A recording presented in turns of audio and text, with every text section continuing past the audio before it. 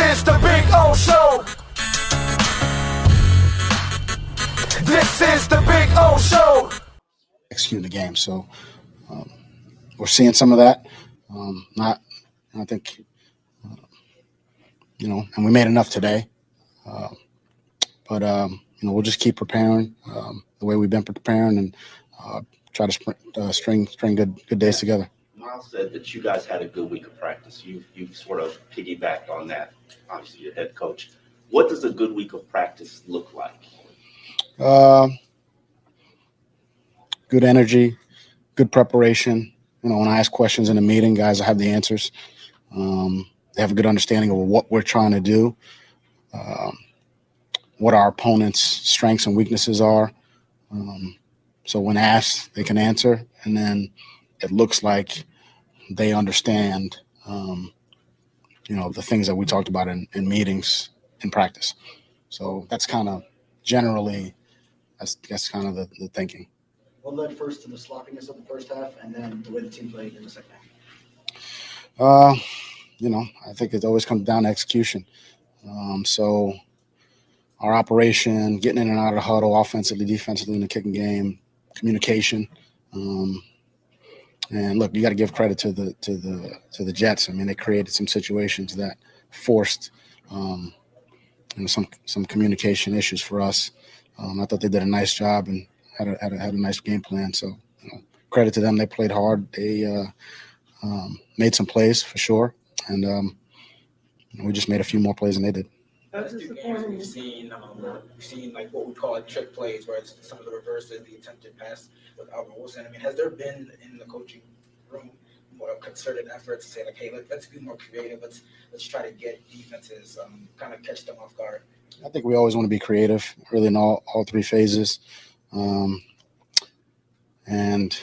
you got to practice them. You got to feel good about them. Not running them from practice, and we felt good about. Some of the plays we ran today, we ran them, had some success. Some of them we didn't really get executed the right way.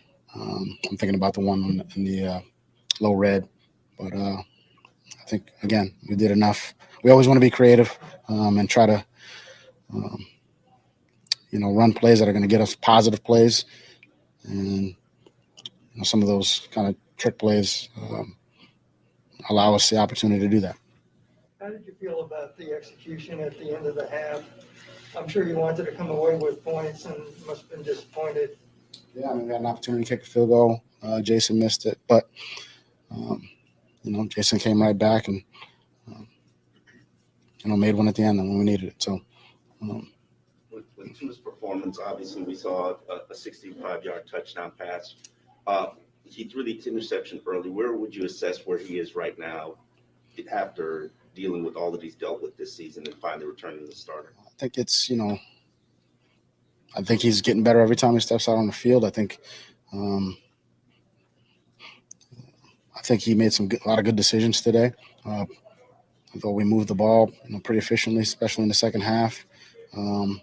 Those drives in the second half are big drives, and I think we answered their score with a score, and then we're able to go up 2 scores with the next drive. So, Tua was leading the way from that standpoint. So I think he's playing well.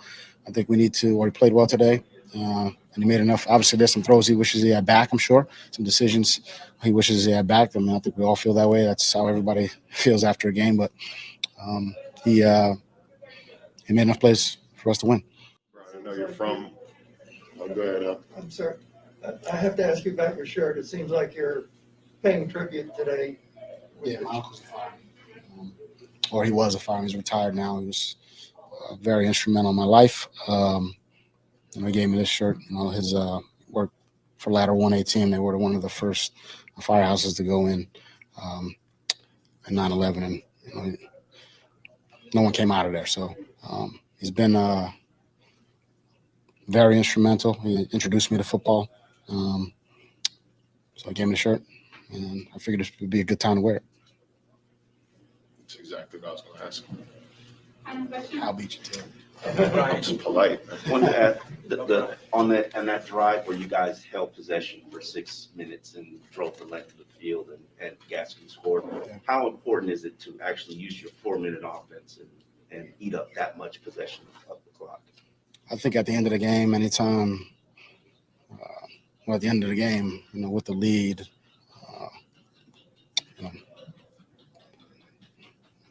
time is. We got to do. We always want to do a great job of kind of milking the clock, using as much time as possible. When you're on the other side of it, you want to conserve as much time as possible. So, that fourth quarter and that time of possession in the fourth quarter and really the second half is very important. Something we talk about. We were able to execute it today. I thought we ran the ball. I thought we, picked up some third downs, some short yardage plays. Everyone contributed to that. It was Miles, Duke Johnson, Waddle, Durham. I think, we got contributions from a lot of different guys, and we were able to, string good plays together. And that's what we talked about, just stringing good plays together. Not having one good, one bad. That doesn't get it done in this league. Got to string them together. We were able to do that and, punch it in at the end, and those are the winning points. I know it's right after the game. Do you have any updates on Jamal Perry and Brent Scarlett? Obviously, both were ruled out pretty quickly. Yeah, I don't want to. We got to run some tests. I think before we. I don't want to give an initial diagnosis and and come back and tell you it was different tomorrow. So,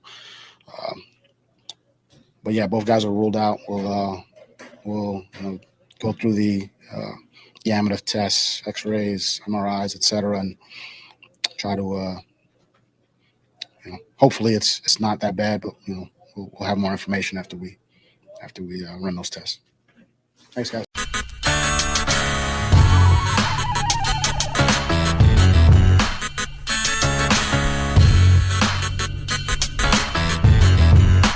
This is the Big O Show. This is the Big O Show.